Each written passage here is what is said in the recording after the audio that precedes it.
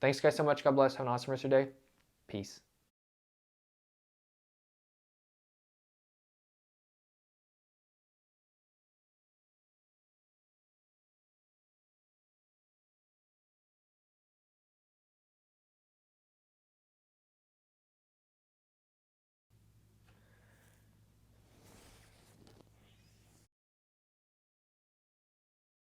All right.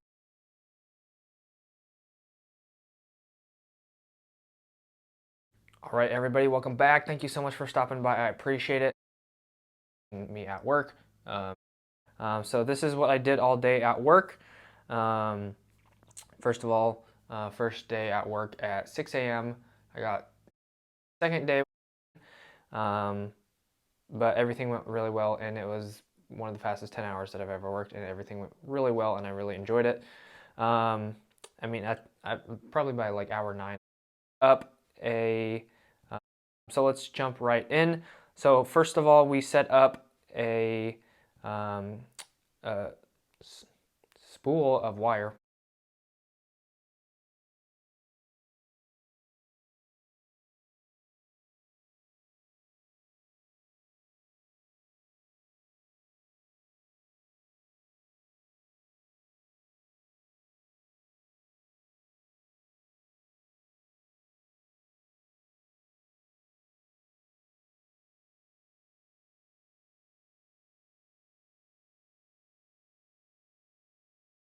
Of wire. Wow, I can't think.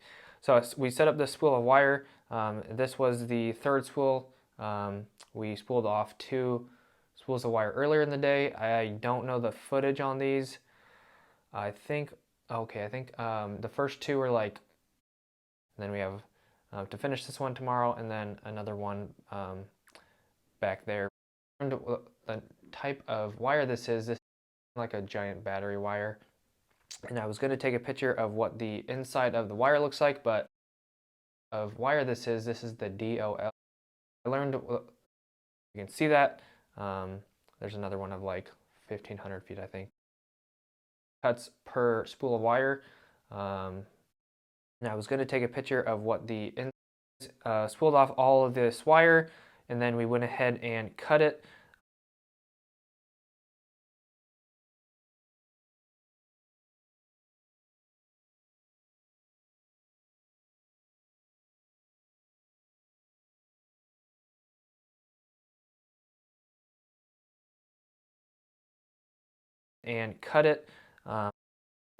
Spooled off all of this wire, and then we went ahead and cut it.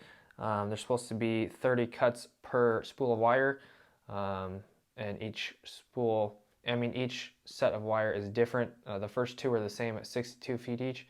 So you spool off 62 feet, cut it, and do that 29 more times. So this is what some of that looks like. We were kind of doing one at a time, and then eventually we just did like, we were just going back and forth, just cutting them, cutting them. And then I also missed the picture of how we roll these up. Basically, it's kind of like we're using a rigid pipe threader, and it has like an attachment. And then basically you just kind of set the wire in there and then hit the pedal for the threader, and then it just rolls it, and then you zip tie it and then take it and work on it on the table. So moving on to the table.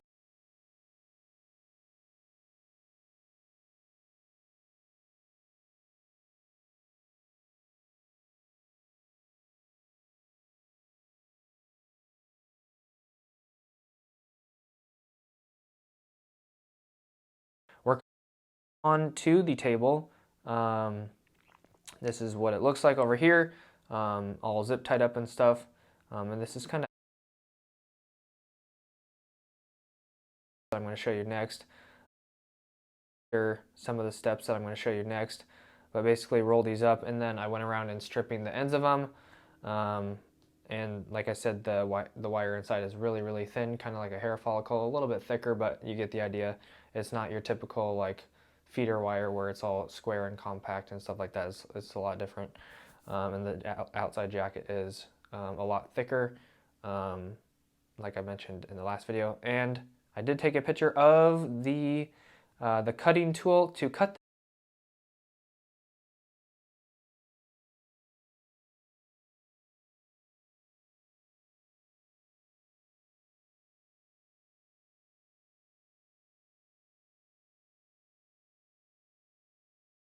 tool to cut this. Basically, like I said, you push up this little metal safety guard and then you set it over the wire. It has a little blade on there if you can see that. Then you twist it around. This little metal safety guard and then you set it over the wire. It has a little blade on there if you can see that. Then you twist it around forward, backwards, however you want to do it. And then it cuts and then you push the little metal guard up again, take it off, and then you basically bend it and then that's it. So a lot better than last week. Last week was really hard. I don't know if the wire was like a lot firmer or something like that. I'm not sure. Maybe it was two different brands. Maybe one was older, one was newer, or I just adjusted the blade depth a little bit better today and it was cutting really well. So breezing through those, no problem. And I also forgot to mention how we're cutting these wires before you spool it up or whatever, how we're cutting these and setting them all aside is with the Milwaukee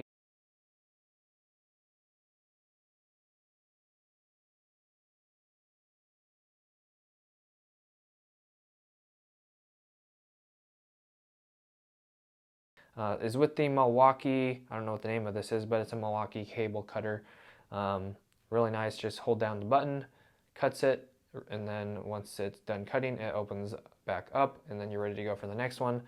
Saves so much time. I don't think I've ever, might have used this one time before at a different company, but for the most part, during my apprenticeship, we always cut these by hand, so this is like, it's so amazing. Okay, moving on. Also, I forgot to mention the marks on the floor. Basically, instead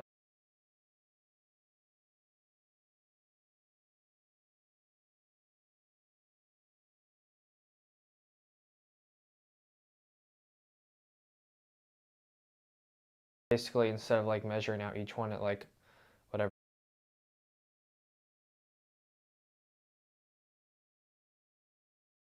Or basically, instead of like measuring out each one at like whatever 57 feet or 62 feet or 65 feet, basically just measured it once, taped it on the ground, and then it's like, okay, we're going to pull between these marks on the ground every single time. So that's one other thing. And then yeah, also the jack stands. These are the best jack stands I think I've ever used before.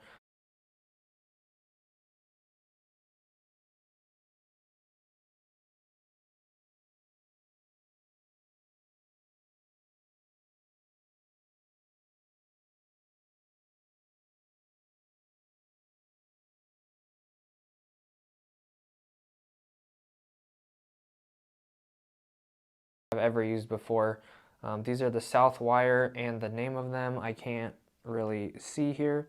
Never mind. Scratch that.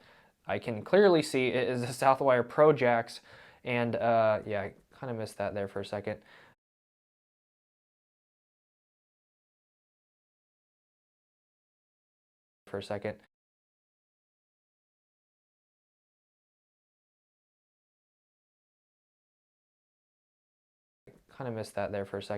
But anyways, these Pro Jacks are really nice. They're really lightweight, so it's really easy to move them. They have the safety guards, so the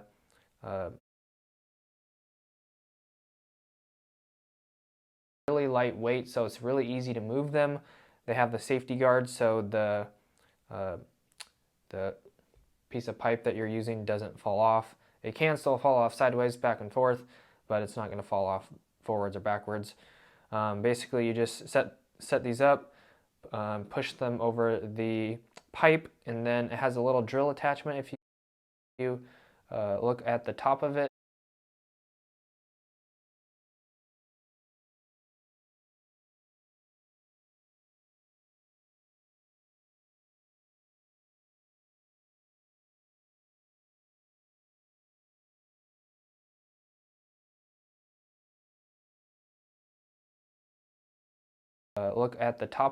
you basically just chuck up a drill or a socket, and then you just tighten it to raise it, and then loosen it to lower it. So it's really nice that you don't have to lift this up, hurt your back or anything like that. You just hit it with the drill, boom, boom, and then you can level it out or whatever with a 4-foot level, which we were doing. And it's really, really nice. So that is one of the best things I've ever seen ever. And then you can roll them around with the wheels on the back, so that's super nice. And then once we were done putting on the, they called, according to the box, the connectors, it's called, I think it was called a crimpable connector or something like that, or a crimpable lug. I'm not sure the specific name, but according to the box, it said like, I think it was a crimpable connector. As you can kind of see in some of these,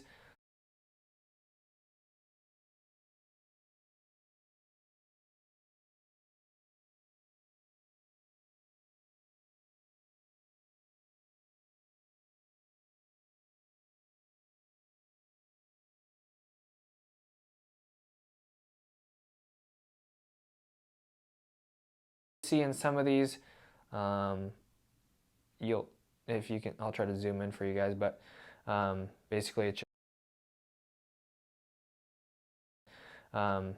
it's just for putting it onto the lug inside of like a switch gear or something like that, bolt it down with some washers or something maybe, or just some washer nuts or something like that. I'm not sure what the specific name on those are. But yeah, basically just put the lug on there, crimp it 4 times, and then heat shrink either black, red, or green for ground. And so yeah, that was the whole process. We had to, or green for, and the wire is not the heaviest, but it is pretty heavy. So especially with a giant spool of like 1,500 pounds, spooling it off, I was doing that for probably, I mean, 2/3 of these. So my arms are going to be sore, and my lower back, I can already feel it a little bit. But for the most part, pretty optimistic. No big deal. It is what it is. Everything went really great. And I think that pretty much wraps it up. So hopefully you guys enjoyed this video.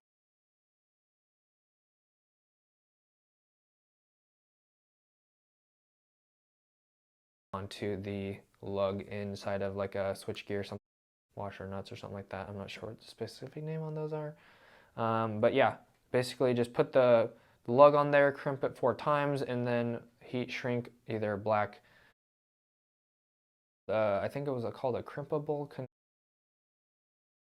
maybe, or just some washer nuts or something like that. I'm not sure what the specific name.